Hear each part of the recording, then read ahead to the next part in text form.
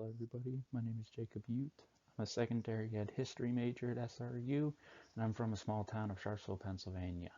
So today we're going to be talking about political parties. I'm going to be doing the first half of this slideshow, and then I'm going to be passing it off to my partner Caitlin over here. And without further ado, here we go. So what are political parties? A political party is an organized body of like-minded people who work to elect candidates for public office who represent their values on matters of policy. The political parties are neither corporations, nor political action committees, nor super PACs, nor are they nonprofit groups of charitable organizations. The primary function of every political party is to recruit, evaluate, and nominate candidates for election at the local, state, and federal level. So when you drive by down the road and you see all those signs coming up in like May every 2 years or presidential election every 4 years, that's what they're trying to do. They serve as an opposition to the opposing political party to draft and approve a party platform to which candidates typically must abide, and to raise large sums of money to support their candidates. Like we were talking about earlier in the semester, how the Democratic candidates running for president would eventually drop out because they ran out of money to, help their system going. But there are two main political parties, Democratic and Republican, but we will be discussing more about the Green Party, which is one of the three minor American parties that aren't really talked about, but we'll get to that later in the slideshow. So we actually have a question for you all, and it's, should Americans have a third option when voting? There is no right answer to this. This is just based on what you think there should be. So take some time to write that down, and when you're done, keep going with the slideshow. Now that you've had some time to think about third options when voting, let's see how Americans feel about it. So how do Americans feel about a third party? Well, about 47% of Americans think that the political system needs improvement, and 38% of Americans believe that a third political party would fix the political system. Out of that 38%, 62% of them were independents, 37% were Democrats, and 31% were Republicans. So 1 of 10 adults believe that the two-party system is effective. So why do people vote for a third-party candidate?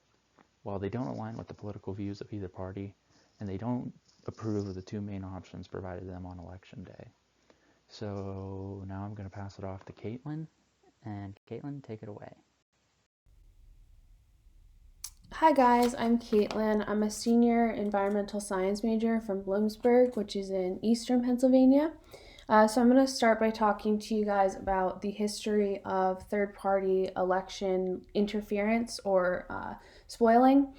So the first time this happens is in 1912, and the two main candidates running are William Taft and Woodrow Wilson. And Theodore Roosevelt decided to run as a third-party candidate to challenge Taft because he believed that he hadn't met his first term goals of presidency. So he created the Progressive Party. And since Roosevelt and Taft both shared more Republican views, they split the Republican vote between the two of them, which led Woodrow Wilson to a victory as the Democratic candidate. And then the next time this happened was about 80 years later in 1992 in the race between George H. Bush and Bill Clinton. So Ross Perot, who was an independent, gathered enough signatures to have his name on the ballot. But then in July, he dropped out of the race, stating that he did not believe he could beat Clinton.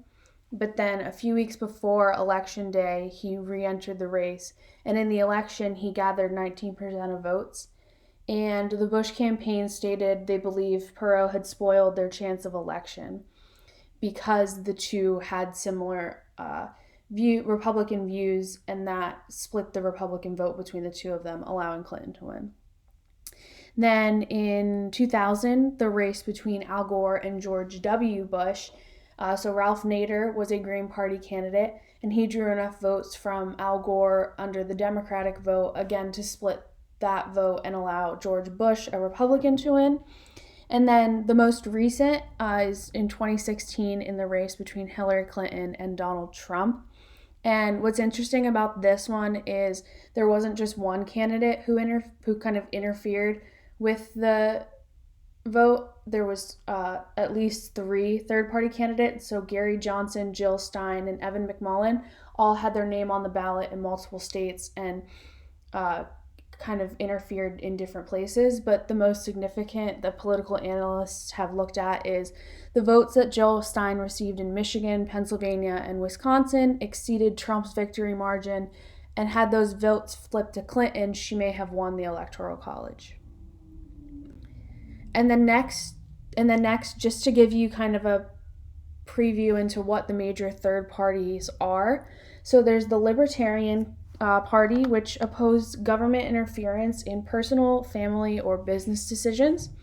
And then there's the Green Party, which we'll talk about in just a second. And then the Constitution Party, which is known for their originalist interpretations of the Constitution. And then finally, the Independent Party, which is those who do not affiliate with any political party. So then we decided to dive deeper into the Green Party because we saw that in the history of the interference in the elections, there was twice when they had kind of interfered. So we thought that they were a major player in the third party kind of interference. And they're also the second largest third party. So the Green Party is a grassroots activist, environmentalists, nonviolent resistors, and regular citizens who've had enough of corporate-dominated politics.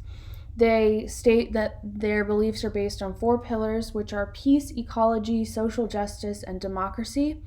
And then they believe in 10 key values, which are grassroots democracy, social justice and equal opportunity, ecological wisdom, nonviolence, decentralization, community-based economics, feminism and gender equality, respect for diversity, personal and global responsibility, and future focus and sustainability. And then finally, we just have one last question for you. And again, there's no right or wrong answer to this question. It's just your opinion. And it's what would be one thing you'd like to add or remove from the Green Party's 10 key values?